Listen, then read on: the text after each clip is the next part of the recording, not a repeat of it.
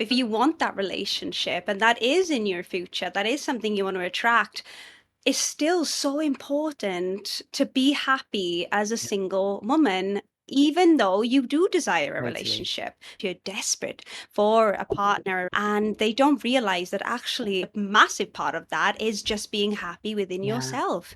And from that space, when you know your worth and you have so much self respect and joy just being with yeah, yourself, that's when you're going to start to yeah. attract those types of men that you want to attract. 100%. It pains me to think of all the women out there who are desperately searching for a relationship because they think that that is what is going to fix them and they think that that is what is going to make them happy. What my message really is, forget relationships for a second and just look at your life right now. Are you living your life to the fullest right now? Regardless of whether or not you're going to end up in relationship, we want to be feeling good right now within ourselves. Because I tell you something, any issues that you have within yourself are not going to be fixed by a relationship. It might feel like it's fixing you for, I don't know, 6 months, a year, the honeymoon period, whatever. But ultimately, you're going to come back to your set point. You are going to come back to that place that you always end up at. If we are wanting to unsingle ourselves because we think that's what's going to fix the hole that we feel inside of us, that's the wrong reason for getting into a relationship. The best thing that we can do for ourselves and any future relationships is to get happy by ourselves. This one is for all our single ladies out there. I had the honor of being joined by Lucy Meggeson to create this episode, which is so refreshing and so inspiring as she shares her story of being a 49-year-old single, child free woman in today's society. She really flips the script on what it means to be single. A lot of us feel so lonely and depressed and worthless, and like there's something wrong with us if we're single, when actually Lucy provides us the insight that is the opposite of that. It really is probably one of my most favorite episodes to host here on the Relationship Rehab podcast. And it really gives us an insight into how, as women, we can decide to be child free as well if we want to, and how we can thrive as a single woman, even if we are desiring a relationship. It really does start with being totally okay being alone and being single. So if you are someone that doesn't like being single, doesn't want to be single, and maybe you're feeling those trickles of desperation, you really need to find a partner soon, or you really want to have children, then please give this episode a listen. I promise you, you will feel so inspired and maybe a little bit calm in your nervous system as well. So yes, let's get going. Let's listen to the episode with Lucy. Welcome to the Relationship Rehab Podcast. I'm Sammy, a certified breakup and relationship coach, attachment specialist, former love addict, and spiritual junkie. This podcast is for you, the hopeless romantic who loves to love, and a safe space for us to explore and heal our attachment trauma, broken hearts, and love addictions. Together, we are on a mission to become the love of our own lives, so we can have successful, healthy, secure relationships with others. So if you're ready to create a life and love beyond your wildest desires, you're in the right place. Your journey towards becoming more secure in love and life starts now. Hello, my loves. Welcome back to the Relationship Rehab Podcast. And today I am joined by the lovely Lucy, and I am so excited to have her on the podcast because she is going to talk about all things singledom, how to be single in a happy way and child free and all that stuff as well. So if you are currently single and maybe you're feeling that loneliness kicking in, you don't feel complete by yourself, you're looking for that partner to make you feel whole, Lucy is your woman. And it is our mission today on this episode to really bring you back into your center, to yourself. So many of us look outside of ourselves for meaning and purpose when actually all of that is within. So without further ado, Lucy, welcome to the Thanks, podcast. Sammy. Thank you so, so much for having me on your podcast. And it's great to see you again. So thank you. I'm really excited to be here. And I really hope that I can bring some value to your listeners. So fingers crossed, no pressure. I have no doubt you will. But let me tell our listeners a little bit about you, Lucy. Lucy is the host and producer of the podcast Thrive Solo, and I had the pleasure of coming on and talking about Yay. attachment styles. It's formerly known as Spinsterhood Reimagined, so it's had a new, fresh update. She has released her new book, Shiny Happy Singles, which comes out on the 19th of June. It's also being released in the US and Canada, but with the title of Thrive Solo. She also created and runs her own membership for single, child free, and childless women, also called Thrive Solo. She lives between London and Dorset in the UK with her beloved cat, Johnny Depp. Yes. Lucy, I'm sure we are all dying to know more about you. So, could you share a little bit about your journey as a single woman and why you took it upon yourself to make it your mission to create a business all about thriving solo and single life? Yeah, sure. I mean, I will start by saying that it wasn't an intention. It just sort of happened by accident. And one thing I want the listeners to know is that I've been in many relationships over the years since I was literally like 13, 14. I've had, many boyfriends and, single periods in between those boyfriends. And I, like most of us, really assumed that I would end up getting married and having kids. That is what I assumed. That is what we're told is meant to happen. That is what we're told is we're meant to do. That is what we're conditioned to believe is the one and only fulfilling and expected and wonderful life path. And to cut a very long story short, so I worked at Radio 2. Well, I've done lots of jobs over the years, but I worked for quite a few years at BBC Radio 2. And whilst I was at Radio 2, I got into a relationship with somebody who I knew through Radio 2, and it was not a good relationship at all. In fact, it was quite the reverse. It was a very, very bad relationship. And I had worked for many years to sort of fight my way into this job that I really, really wanted because music has always been my passion. So I set my sights on Radio 2. It's one of the biggest music stations in Europe. And it's, to me, it was like amazing because they play this incredibly eclectic mix of music and, have lots of musicians and they do amazing music documentaries and all of this. So I'd set my sights, and for several years I worked for free basically and just took whatever I could get. And then eventually I got, a contract and then a staff job. And then not long after I finally got this sort of contract at Radio 2, I got into this relationship.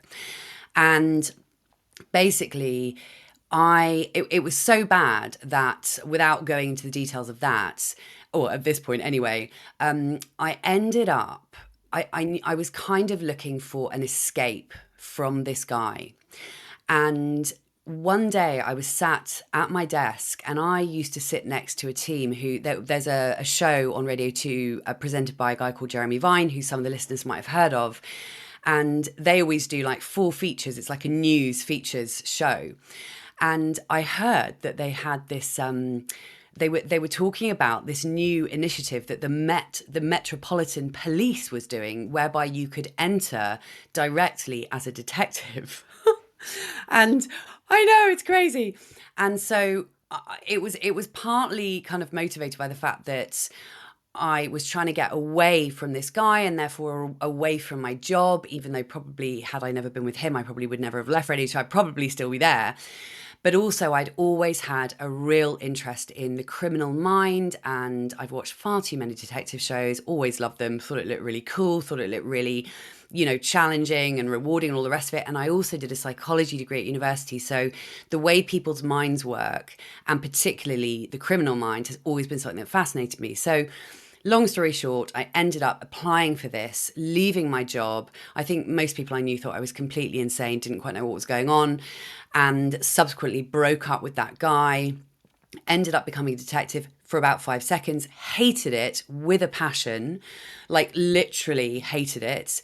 Got to the point just before lockdown where my soul was screaming, am I allowed to swear on here or not? Yep, Okay. go Excellent. ahead. My soul was sort of screaming at me, get the fuck out. This is just all wrong. And I knew it from the minute I'd sort of walked through the door. I was like, oh God, this is not my place. These are not my people. What have I done? Anyway, so I ended up being signed off. So I was there for a couple of years and I ended up being signed off because I was so stressed. I wasn't well. Mentally, I wasn't well. My GP ended up signing me off, and this was just before lockdown. And for the first time in my life, I had some space to breathe because not only was it lockdown, but I'd also been signed off from work. So I literally had this time that I'd never had previously in my adult life because I'd kind of come straight out of university and gone into the world of work, as so many of us do. And anyway, I started at that point listening to the part of me that had been saying for a long, long, long time, even at Radio 2, this is not enough for you. I'd always felt like I wanted something more. I'd always felt like I wasn't self actualizing. I wasn't fulfilling my potential. But I kind of ignored it because I was like, but I have to do this and I have to have a job in an office and I have to do this because I have to pay my bills and I have to pay my mortgage, blah, blah, blah. Anyway, I started on this journey of personal growth and development.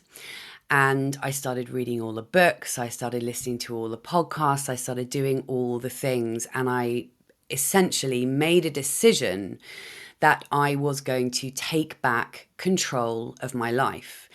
And so we're now in about July, the sort of summer of 2021. By this point, I think I'd been single for a couple of years, or a few years actually by that point, because I'd left Radio 2, I'd been at the Met for a couple of years, then a year had gone by in lockdown. So I'd been single for a few years. And the sort of epiphany moment was in July of 2021. I was sat on a bench outside of my flat in London. It was a beautiful afternoon evening. And I was reading through some messages, some WhatsApp messages with some of my best friends, all of whom are married and have kids, blah, blah, blah. And I had this thought of like, oh my God, I should be feeling like, oh, they're all married and they all have kids, and oh my God, what's wrong with me and why am I not, blah, blah, blah, blah, blah. But I felt the opposite of that. And I realized that actually what I felt was really quite smug. And I've really felt like, oh my God, like I'm so lucky. They're all like, they've all been homeschooling their kids and their husbands have been driving them bonkers and, lockdown and all of that. And here I am living this sort of life that just feels really free and just feels really peaceful. And by that point, I had handed my notice in at the Met, got the hell out, never went back after I got signed off. Although I had to go back for about 3 days, which was completely absurd. But essentially, once I got signed off, I never went back. I sort of knew in my heart that I was never going to go back. And I had, by that point, got myself a part-time job in a coffee shop and become my sister's cleaner, which to some people might sound like, well, that sounds a bit shit. But actually, it was the best fucking thing I ever did because I just felt so freed up to start thinking about, okay, what do I want for my life? Where am I going? What am I doing? And in that moment, reading those messages, I had this overwhelming feeling of, why does the world think that my life is shit? Why does the world think that being single and not having kids is this miserable, desperate, lonely, depressing path? It's not. And I turned around and I got up off the bench, turned around, walked back into my flat, sat down at my laptop and started typing a book, which actually isn't the book that is coming out into the world in June. But it was the beginnings. And I literally just wrote and wrote and wrote. And it was like this sort of catharsis and this kind of realization of like, my God, being single and not having kids gets to be absolutely awesome. And there are so many underrated benefits and advantages to this life path that nobody talks about. So I was writing, and then I decided to start the podcast. And then I started the podcast in February 2022. And then I started my membership, I got my book deal, and it all started from that moment that I could never have predicted. But I always say that I believe that the reason I had that kind of divine download from the universe to sort of start talking about this topic is because I'd freed up my mind. I'd kind of got out of my sympathetic nervous system. I got out of that constant state of stress and fight or flight. And I was able to open my mind to sort of creative possibilities. And kind of here I am. It's all a bit wild. Wow. Oh my God. I want to go in all different types of Oh directions God. right now. But we actually have so much in common, Lucy. I also studied criminal Did psychology, you? and it was my big dream to become a part of the Oh my Met. God. I even thought, oh my God, how did I pass up on that Thank detective? God you did, Sammy. Thank God you did. You dodged a bullet, trust me. But I want to ask you, Lucy, that relationship that you talked Yes. about that was very toxic and very unhealthy that you just needed to get out of. I wonder if that past experience has influenced your decision to stay single right Do you now. know, I'm glad you asked me this question because this is one thing that I really want to be clear about. Despite the fact that that was an incredibly toxic relationship and I completely lost myself to this guy, he is absolutely not the reason I'm single.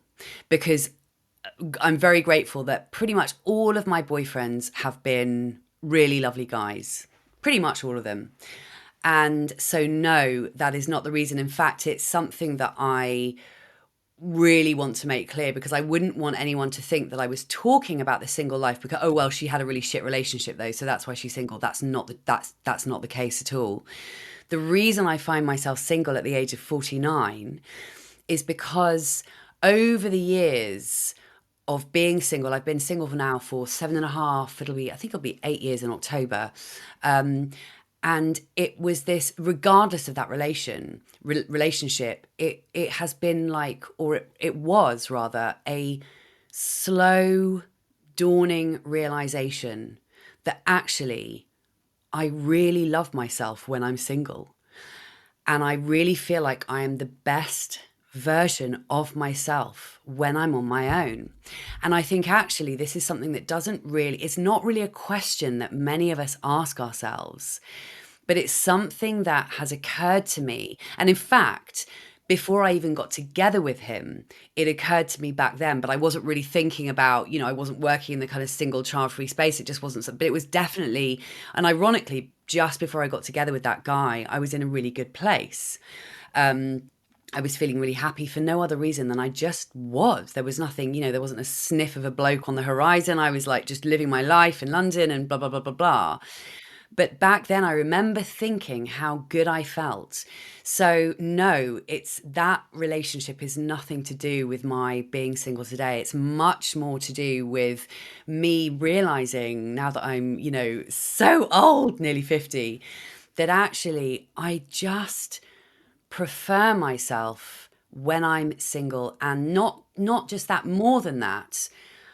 I feel like I'm just so much better and I just live a much better life when I'm free of relationships and kids, although obviously I don't know what it's like to have kids, but it's like I'm able to really focus on what I want and my dreams. And of course, one of the huge benefits and huge advantages of being single and not having kids is that it affords you this freedom and this opportunity and this time and this space to really dig into what are your dreams and gives you the sort of the space to just really go after them in a way that perhaps we don't when we're in a relationship. And actually, one thing I will say, and again, this is, separate from my most recent relationship, the not good one.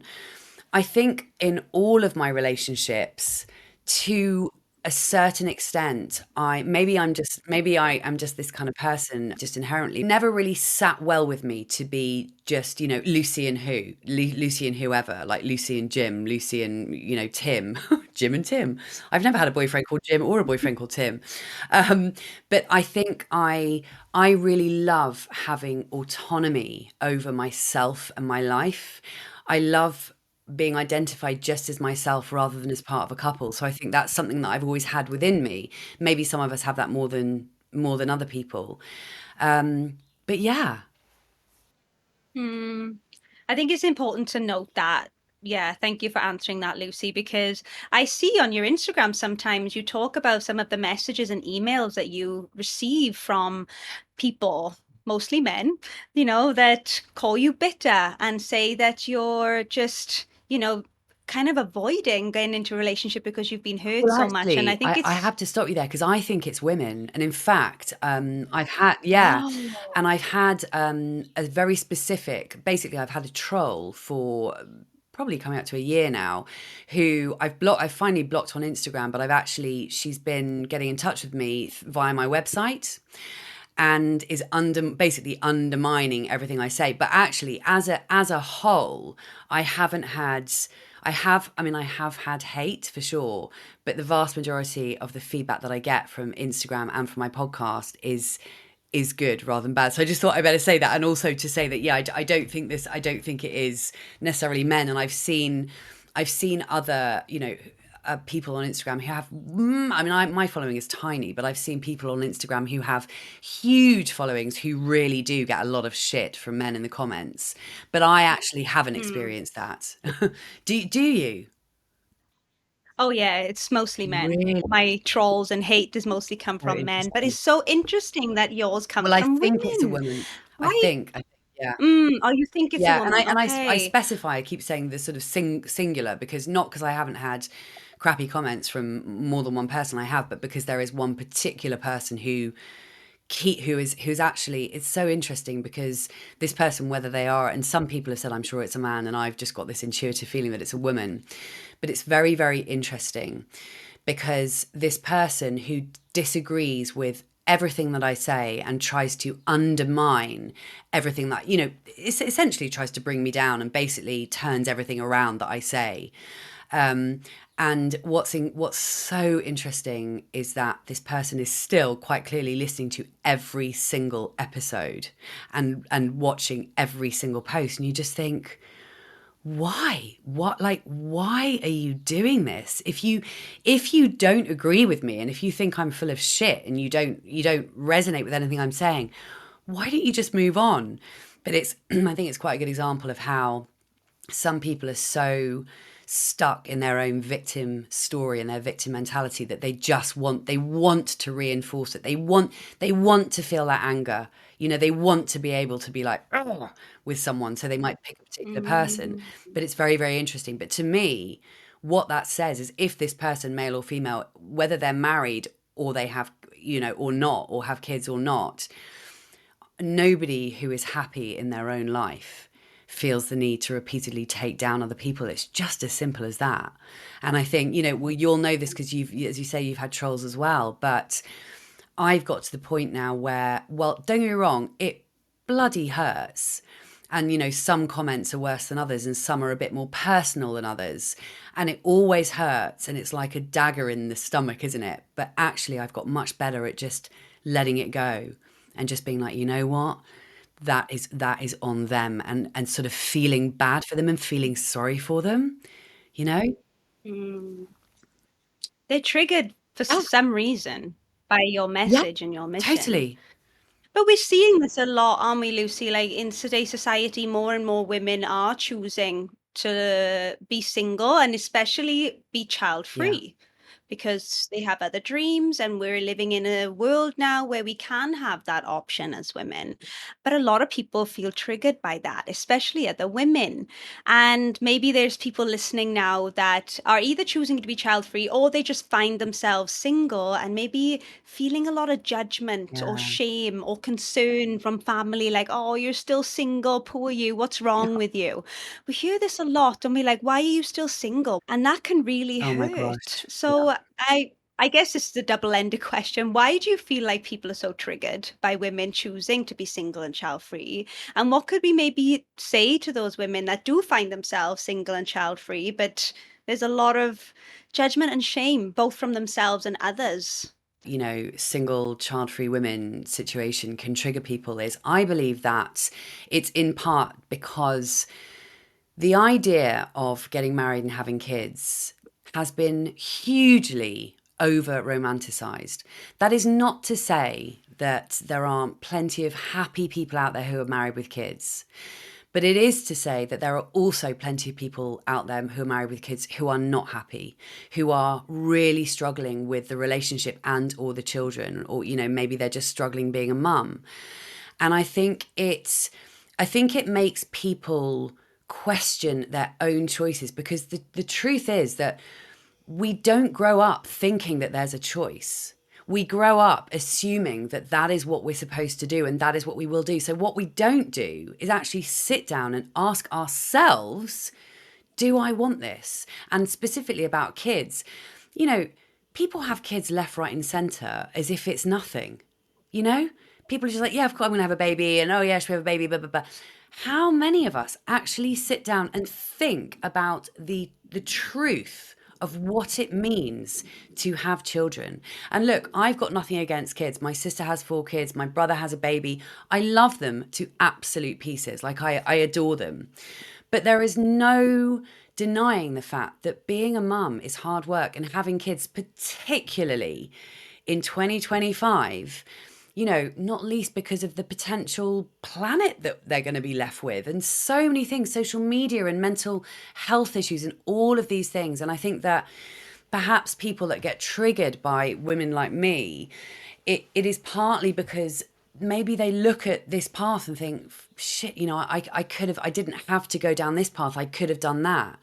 Because even if you're in a great relationship with wonderful kids who, you know, get straight A's and are polite and lovely and, you know, living amazing lives, there is a freedom that comes with being single and not having kids. Because let's face it, when you have kids, you know, you're not just a mum till they're 18. You have that emotional weight and that load, that mental load for the rest of their lives, the rest of your lives, you know. So I think, yeah, I think it really is the case that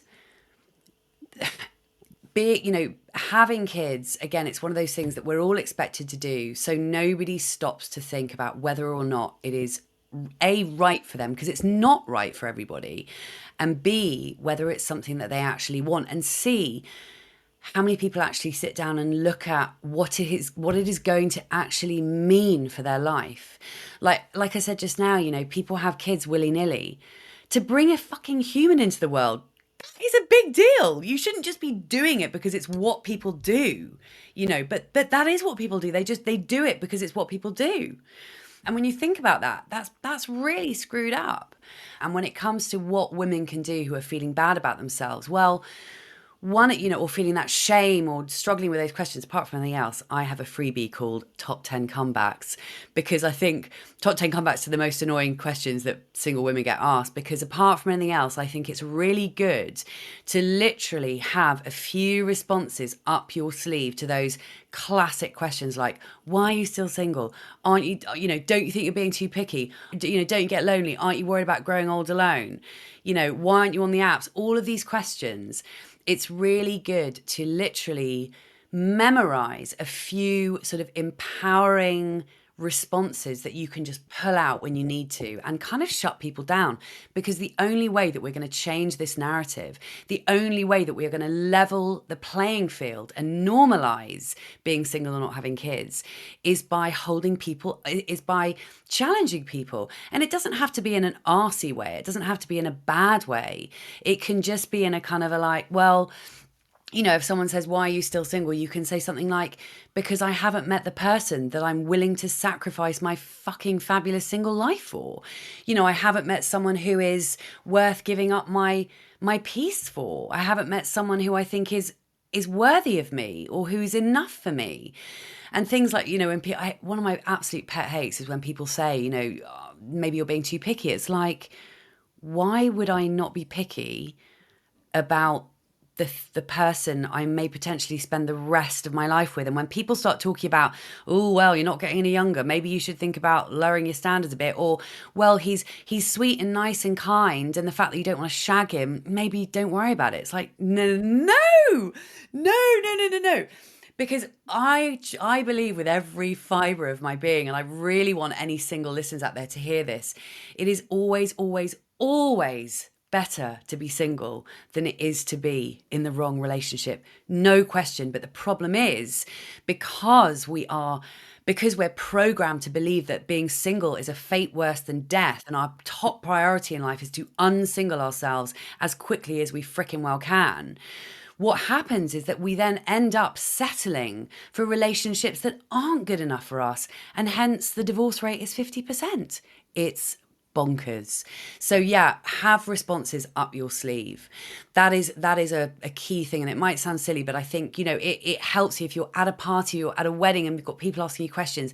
If you can shut them down with a really cool response, that's awesome.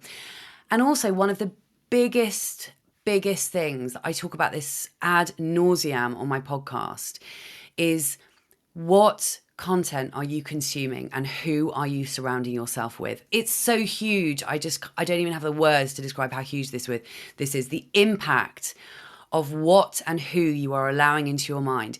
Are you spending time with mainly people who are married with kids? Or are you spending your time with other single women who think that being single is a fate worse than death and are desperate to unsingle themselves?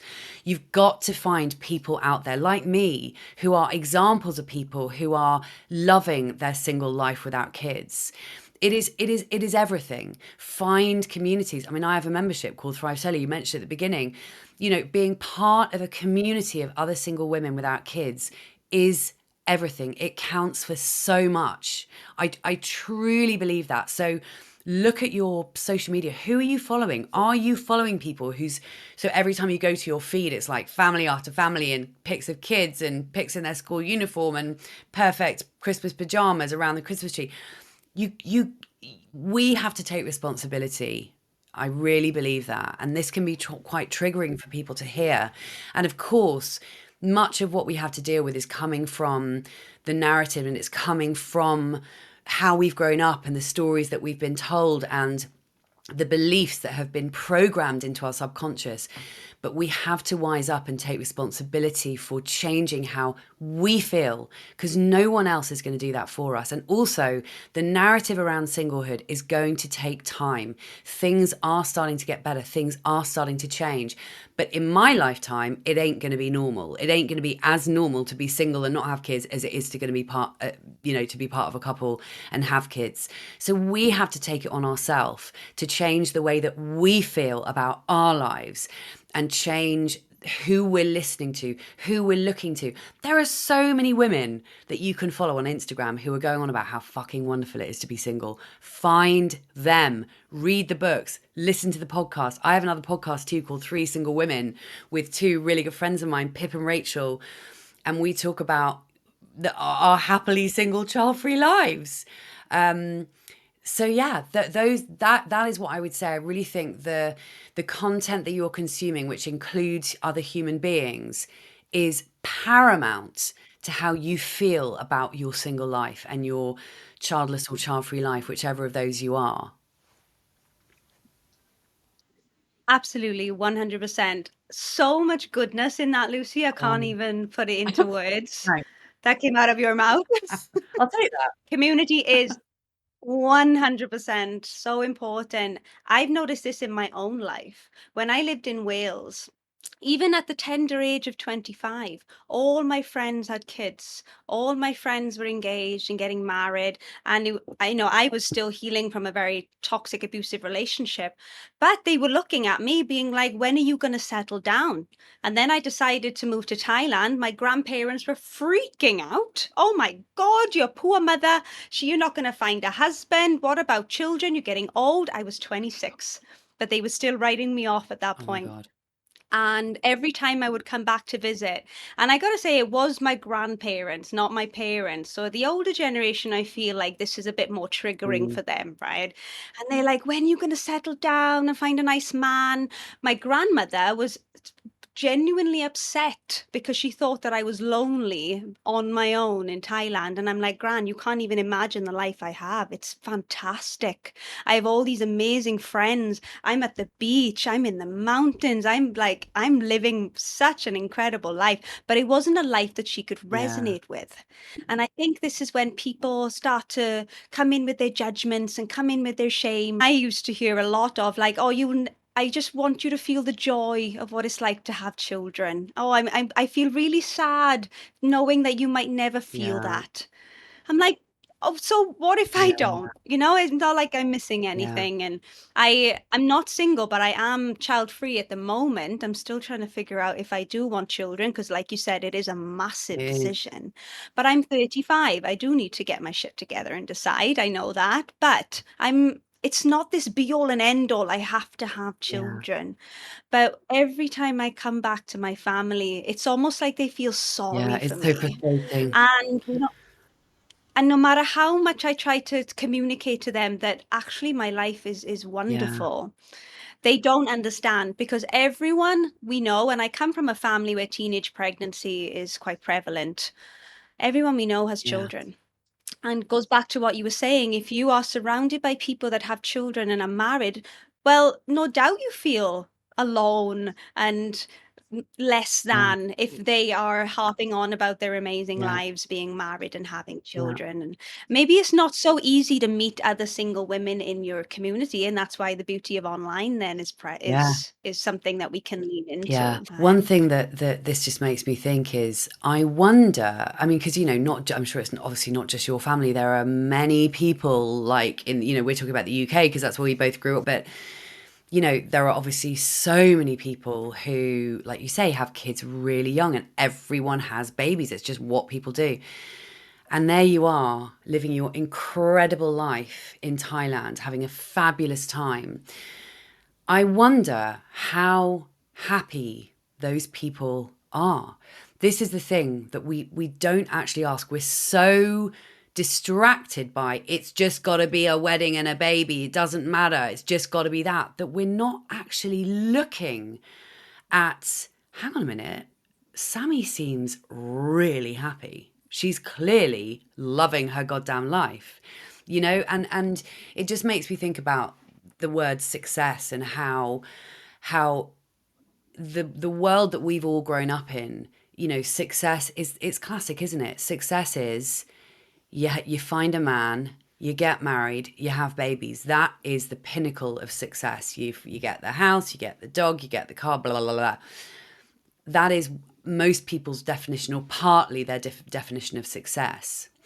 Whereas when I talk about success, I prefer to talk about success, and I can't say the word success today, but success. I prefer to talk about the word success in terms of how good do you feel most of the time? How good do you feel? Because ultimately, when everyone's too busy wanging on about getting married and having kids, actually, the one thing that is common to all of us, every human being on the planet, is that we want to feel good. It doesn't fucking matter how we get there. We want to feel good. We want to feel whole, you know? And the problem is, and this is such a huge issue, the problem is that most of us still believe that in order to feel whole, we need this, we need the guy, we need the baby. That is going to fill that, that place inside of us that doesn't feel complete. And the truth is that it never comes from outside, and it always and only comes from within. That is not to say that you can't find happiness in a relationship or obviously having kids. Of course you can. But actually, you know, we have to find it within ourselves. All of us do. Yeah.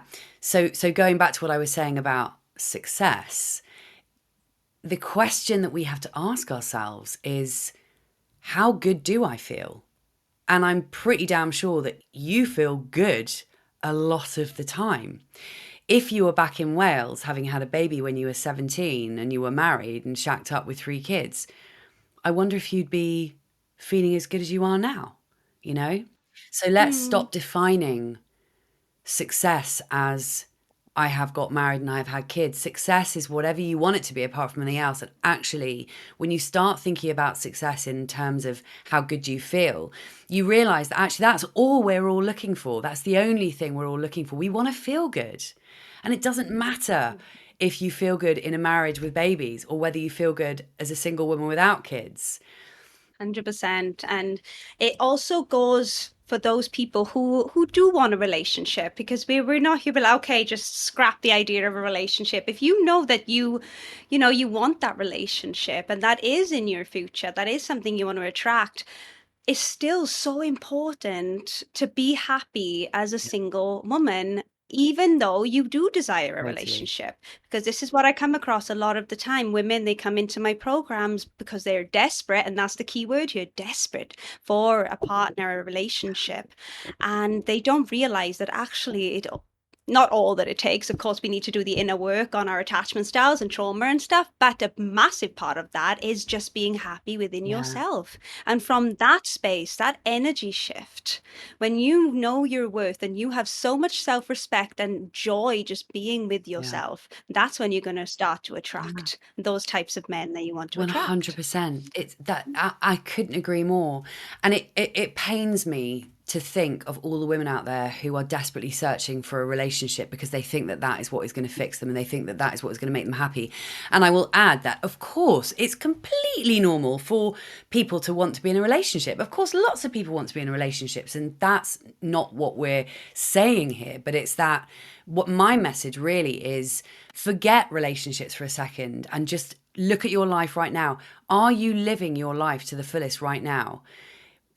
Regardless of whether or not you're going to end up in a relationship somewhere down the line, we want to be feeling good right now within ourselves. Because I tell you something, any issues that you have within yourself are not going to be fixed by a relationship. If you're not happy now, you're not going to be happy long term in a relationship. It might feel like it's fixing you for, I don't know, 6 months, a year, the honeymoon period, whatever. But ultimately, you're going to come back to your set point. You are going to come back to that place that you always end up at. And it's that you need to work on, because if we are wanting to unsingle ourselves because we think that's what going to fix the hole that we feel inside of us, that's the wrong reason for getting into a relationship. The best thing that we can do for ourselves and any future relationships is to get happy by ourselves.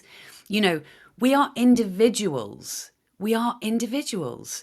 We're not meant to be joined at the hip of one person for the rest of our lives. We think we are because that's what we've been told. But way back when, marriage is a relatively, like it used to be people living in tribes, and like one guy would have 12 wives or whatever.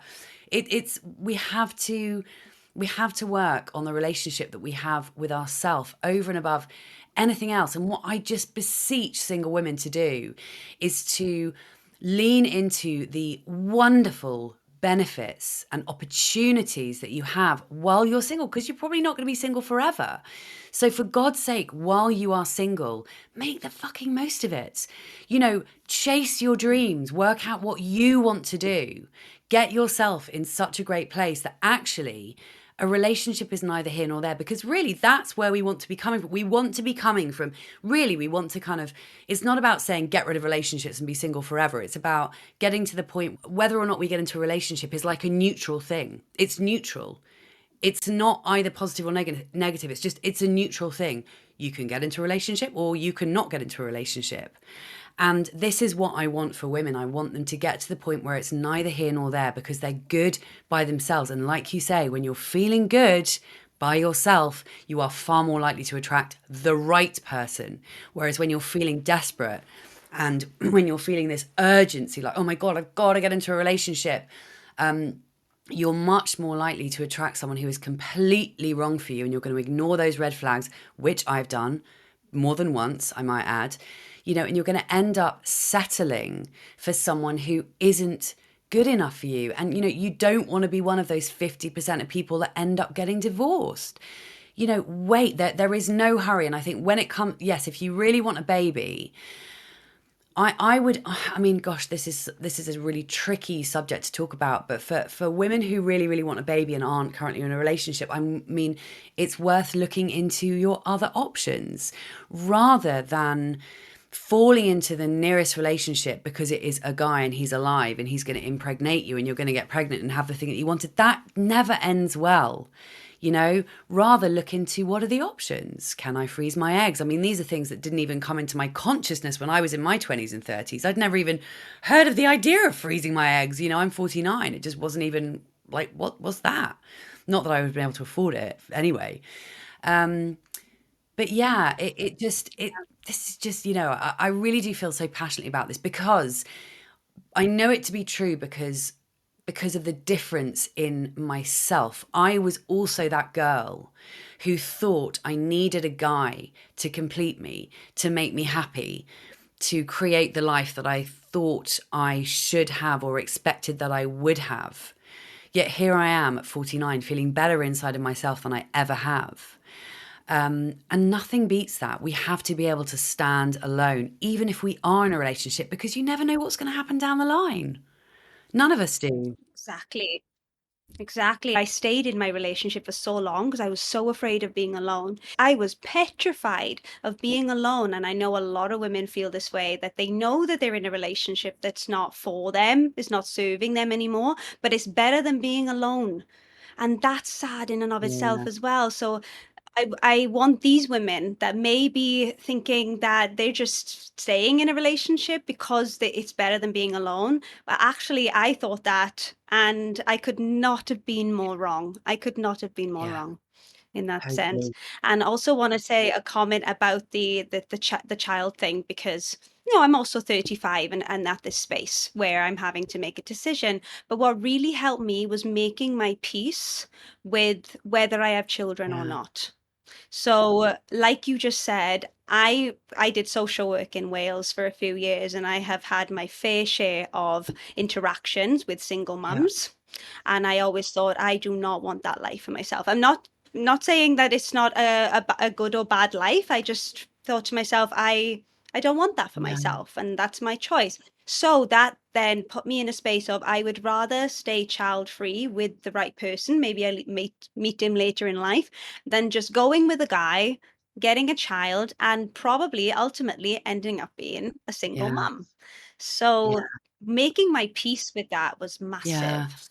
And also, just Mm. to add to this sort of childless conversation, I just really want the listeners to hear this. So I always assumed that I wanted a baby, right? I always assumed that I would have. It wasn't that I was ever driven by having a baby. It wasn't that it was a priority to me ever, and and it was for quite a few of my friends. But I always assumed it would happen. I only started getting broody when I was about 40, right? And it hit me like a freaking lightning bolt. And I have gone through my fair share of grief about not having kids. I've been sort of, grieving it over the last few years. But please hear me when I say that you will be okay if you don't have kids. There is a life without kids that gets to be just as wonderful as a life with kids. Whatever life path you go down, there is going to be dark and there is going to be light. You know, it is not any worse not having kids than it is better having them. It's just different. And I get 100% for those women who truly want them or wanted them, maybe for those listeners who are of whatever age, maybe they're my age and are still incredibly sad. I just want you to know that having children is not the only thing that can bring you fulfillment and happiness. It's not. And we think it is partly because we're conditioned to, we see it around us, it's shoved down our throats because we live in a world that is built for couples and kids. Obviously having kids can be great, obviously it can, but life isn't only about that. There are so many more paths that we can walk down, and you never know what is waiting for you down the line. So please, if you are feeling sad about not having had them and you think it's probably not going to happen for you, don't allow that to define the rest of your life, because it doesn't have to. And Mm. please go and listen to particularly my other podcast, Three Single Women, because we're going to make you feel so much better about not having kids. And go and check out that podcast if you do want to dive more into child-free Yeah. content and things like that. What a beautiful message, Lucy. Thank you for sharing that. I want to take us in a different Oh, direction. oh Dating. God. I want to ask you, are you dating? Are you open to dating? Seeing as your business is all about being single, what if you got into a relationship? I am definitely not dating. I have never done online dating in my entire life. I've always, ended up in relationships completely organically. And what I will say is that 3 and a bit years of working in the single space, I've barely heard anything good about online dating. That doesn't mean that there aren't great stories and that people don't, get married and all the rest of it. But no, I am not online dating, and I just do not hear good things about it at all. in answer to your question of am I open to it, it's funny because I might not so long ago I might have said, yeah, I am. But actually these days I'm not sure that I am. I think I'm like I've never used to describe myself as single by choice. I always used to describe myself as single by circumstance. Not that I wasn't happy, but just because I never said I am choosing and deciding that I'm going to be single forever. I just kind of ended up single after I broke up with my last boyfriend and I'm still single. But these days, I would say that I am choosing to be single because I know what I would have to sacrifice to be in a relationship. The thing is, we always think about, oh, it's such a sacrifice to not be in a relationship, or all the things that we're not gaining by being in a relationship. But what we don't think about is what we are sacrificing when we get into one, because there are so many things that, like, I can't imagine fitting a guy into my life right now. I cannot imagine it. And not only I can't imagine it, I don't want to, because there are, all of the things that come with a relationship, even a good one, I'm just like, oh God, you know what? I just don't know. I just can't deal with it. I'm just not interested. That isn't to say that I think I will be single forever. I've been in many relationships, as I say, from when I was a teenager up until my last boyfriend I broke up with, my early 40s. So I would never say I will never be in a relationship again. But the way I feel right now, I find it really, really hard to imagine, because I don't want to give up my peace. I don't want to give up my emotional stability. I don't want to give up not having to compromise. I don't want to have to spend time with somebody else's family at Christmas that I don't really want to. I don't want to have to go to a freaking football match at a weekend when I don't want to. Like, there are so many wonderful things about being single that the thought of giving that up honestly scares the absolute crap out of me. And I know people might be like, what is this girl? She's insane. Question. Mm. Absolutely. And I'm sure a few of our listeners are also curious, like, do you ever feel lonely? Because a lot of my listeners and clients and audience, they feel very lonely when they don't have a partner. Like, do you ever get lonely? The honest truth is that I rarely get lonely. I have been lonely in relationships before, and I have been lonely single before. But for the Mm. last 4 or 5 years, I very rarely get lonely, because I personally believe that loneliness is far more about the connection or lack thereof that you have to yourself than it is to do with whether or not you actually are in a physical relationship with somebody. We can have so many connections that fill us up with everything we need. I feel like I have all the emotional support that I need from my family and from my very small circle of close friends. And so, no, I don't get lonely. I'm constantly in contact with people. And again, I think this is, and I want people to hear this too, is that don't assume that you are lonely just because you don't have a relationship or you don't have a boyfriend or a girlfriend. It really is so much more about how you are relating to yourself and the relationship that you have with yourself. We assume that, oh well, I'm lonely because I'm not in a relationship. And yes, of course, there can be an element of that. But when you start to do that inner work and connect with yourself more, and when I say work on yourself, by the way, I don't mean work on yourself so that you can then be better to get into a relationship. I mean work on yourself so that you can feel happier by yourself, which is more than possible. So yeah, and let's not forget, there are plenty of miserable, lonely people who are in relationships, lying next to somebody in bed who they feel like they don't know, they can't relate to. We've got to stop saying that it's just the single people that are lonely. It is not. It really isn't. 100%. And this is why you're here, to balance the books for us all. Because we are very one-sided in our thinking Yeah, sometimes. we And talking about shagging, and for our US listeners who might not be familiar with this word, it means having sex. sorry. But such a fantastic British word, shag. Lucy, I wonder, do you miss it? Do you miss sex? Like missing that type of intimacy with another person? You know what? It's so funny. I don't. And this is as much of a surprise to me as it might be to people listening. I was always, and I mean, it's incredible how comfortable I've become talking about my sex life or lack thereof. It's just insane, really. But anyway, I never ever would have thought that this would be me like 10 years ago, because I always enjoyed a pretty good amount of sex.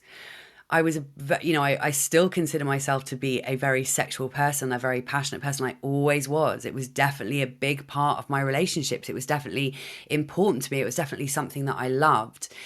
But I don't miss it. And I think that is a combination of things. I think, number one, I'm in the menopause, so maybe there's something going on there. Although I really want to point this out, actually, that people, because I've had people saying to me, not least trolls, oh yeah, well, you're in the menopause and you're like nearly 50 there, that's why you don't miss sex. And I kind of take umbrage to that, because if I met someone who I really fancied, I would want to shag them. The end. I haven't lost that, sex drive. I haven't. And again, I know that if I met someone who I really fancied, abso-freaking-lutely would I want to be having sex, and I would be. So I mentioned the menopause, but actually you know, if I was 39 rather than 49, I might be saying the same thing, although I was in a very different place in my life when I was 39. I think it's also partly to do with kind of out of sight, out of mind. The one time I'll think about it is if I'm watching a sex scene and then I'm like, oh my God, oh my God, oh my God, turn it off, turn it off. So I'll, I'll get that kind of like stirring of like, oh, Jesus Christ, I don't want to see this. Um, but also I believe for me personally anyway, is that it is because I've got so much going on in my life. My life feels very, very full and very, very rich and pretty fucking stressful some of the time, and quite overwhelming because there's too much going on. But this is another thing I want to say to people out there, is that when you find something that you are passionate about, when you find something that makes you feel purposeful or that gives you direction, this is something I talk about all the time on the podcast. We cannot be relying on a relationship to pull us through the rest of our lives. We need to be looking inside of ourselves to find that thing that brings us fulfillment, brings our lives meaning, and gives us direction. Because when you have something like that truly lights you up, that makes you excited, that you feel passionate about, that drives you, that motivates you to get out of bed in the morning, your mind isn't going, oh God, I haven't got a boyfriend, I'm not having sex. My mind, like, this is the thing. It's like we've got to train our brains.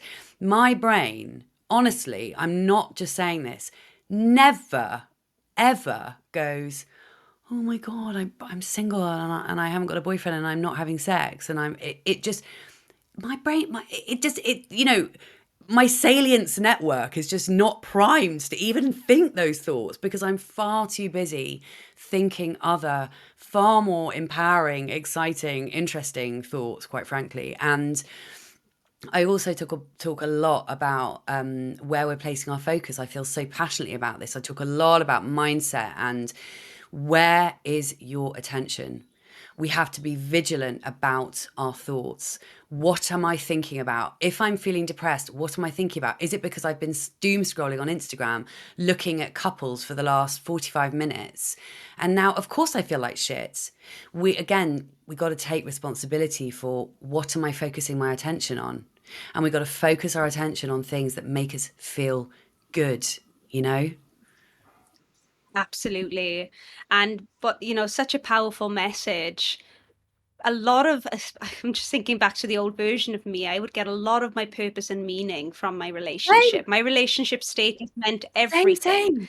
And I would follow them, like they gave me direction in life. And I remember working with a client who was so lost in her life because she has always followed a man. Her life has always been directed where she lives, what she does for work, by another Yeah, person. And now she has completely lost her sense of self in the relationship and is trying to regurgitate that, like discover that again. And I remember being in that space as well. So absolutely powerful message to really come back to your own yeah. passions. I relate to this so much. Yeah. I'm the same. I was exactly the same as you. I was like, why hasn't he Mm. replied to my text? Why haven't I heard from him? Oh my God, it's like, it's midday and he hasn't messaged me yet this morning. Like, it would just be constant, like, and this again, I just have to touch on this again. One of the most wonderful, wonderful, wonderful things about being single is it removes this, to quote a recent guest on my podcast, Cindy Gallop, it removes a massive layer of bullshit in your life. It removes the kind of, and I'm not saying that's you in your relationship, and of course it's not every relationship, but I think there are a lot of relationships where, it's like, it's just this constant sort of, stressing about this, and has he called me back, and when am I going to see him again, and what's wrong with this, and oh, we had this argument about this. There's this, all of the emotions, the emotional load that you carry when you're in a relationship, and not, add kids into the mix, like, oh my God. But we it's really something we don't talk about. And I think if more people actually stop to think, God, hang on a minute, it's like, it's, forget the actual freedom of being single, it's the emotional freedom is such a gift. It's such a gift. It's like peace of mind, and being, where you are, you're in control of your emotions, you're not beholden to somebody else's mood or how things are going with somebody. It's honestly, oh my God. Even if you want a relationship, give it a go. Embrace, commit to being single for a year, and then you'll be like, actually, I'm not sure if I even want a relationship at this point. I do want to balance that out and say that is absolutely achievable in a relationship as Yeah. well with the right Yes. person, but you have to do your own Yeah. work on feeling that way with yourself first and foremost before you're able to take that into Yeah. a No. relationship. But Yeah, Sammy. I No, I'm fully I'm glad you understand. said that, because I obviously going to go off on my completely, biased towards being single direction. But yeah, of course. But you're absolutely right. It requires sorting your own shit out first, so that you know that you can walk into a Yes. relationship and you're not going to have those, like I certainly did. Like, I think I'm anxious. In fact, I think I feel like I'm a mixture of all three of those attachment I styles. was going to ask you what your attachment style was out of Yeah, curiosity. I kind of, my gut immediately says anxious attached. What are the other ones? Is it ambivalent, and what's the, no, We have anxious attachment, wait, avoidant that's it. attachment, and fearful avoidant. Yes, anxious. And also secure, of course. Definitely not secure. Not gonna, I'm absolutely not securely attached. Definitely not. I mean, I sometimes wonder how many people have you come across who are actually securely attached? Probably not many if they're working with you. No, no, it's mostly insecure attachment. I have been all of those things, including securely attached, depending on the guy, depending on where I am in my life, depending on how I'm feeling about myself. But Mhm. I think I have a tendency to be anxiously attached. I think it goes back to the relationship with my dad, who, my dad died 21 years ago, and I adore my dad, and he's wonderful. And he was 17 years older than my mum. And he was of a generation who found it incredibly hard to show their emotions and communicate. And so I feel like the relationship I had with him, you and I talked about this, didn't we, when you came on my podcast? I feel like the relationship with him has certainly impacted the way that I relate to men. And also, then, there's a whole dynamic going on with my mum. I mean, what parent doesn't fuck up their kids, quite frankly? Like, is that even possible, to not screw up your kids? So I can see patterns in relationships. I can see, I've had a tendency to go for guys who are not that into me, and then I'm like, if they're not that into me, then I really, really want them, and then if they are really into me, I'm like, oh God, go away. Which is obviously totally weird. But that isn't to say that I haven't been in relationships with guys who wanted me and I wanted them. But actually, I did end up walking away from several long-term relationships with lovely, two or three I'm thinking of in particular in my sort of 30s. A couple of really lovely guys where I could have got married and had babies. That's definitely where it was heading. And then I just went, oh God, I'm not feeling it. No, I need to get out. And I just had that. And is that to do with my attachment style? Who knows? Is that to do with why I'm single now? Who knows? Is that to do with, is that why I love being single? Because who knows? Yeah, and we won't go into it, but we do tend to intellectualize and try to pick apart all these different reasons and why, and ask ourselves these questions. But sometimes we just have to accept what Yeah. is, and Yeah. and be happy with what is Yeah. is. So yeah, Lucy, thank you so much for coming on this podcast. I could talk to you for hours. I feel like there's still so much that we could I talk about right know. now. Totally. It's just been an absolute pleasure to have you here and to share your wisdom. There's so many incredible messages in there. If people wanted to find out more about you, get that freebie from you, and maybe the podcast as well, are we going to put all the links in below? But where would be the best way to get into contact with Thanks, you? Sammy. And can I just say it's been completely awesome to talk to you as well. Well, I feel like I've done most of the talking. Do excuse me. Once I start, I can't stop. No, the best place to find me is obviously the podcast. My podcast is called Thrive Solo. You can find it wherever you listen to podcasts. My other podcast, Three Single Women, definitely also check that out too. They're very different. And also come and follow me on Instagram. I'm Thrive Solo with Lucy Meggeson. My website is lucymeggeson.com. Meggeson is spelled Meggeson. And yeah, my book, I don't know when this episode is going to go out, but my book comes out in the UK on the 19th of June and it's called Shiny Happy Singles. So if you are single and you are feeling crap about it, it might help. And also, if you're in a relationship that you know that you no longer want to be in, but you're scared to leave because you're scared of being alone, I would also recommend reading the book because it's going to make you feel better about it's going to make you feel better about the possibility of a single life. So yeah, that's really the main ways. But come and listen to the podcast primarily and buy the book.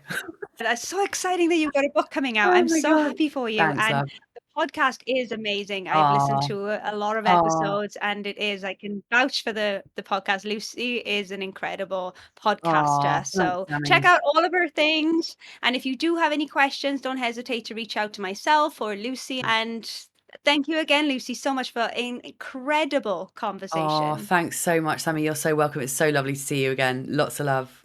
Thank you so much for joining me on the Relationship Rehab podcast. I hope that this episode has supported you in healing, growing, and evolving out of insecure attachment and unhealthy relationship patterns and into safe, authentic love with yourself and others.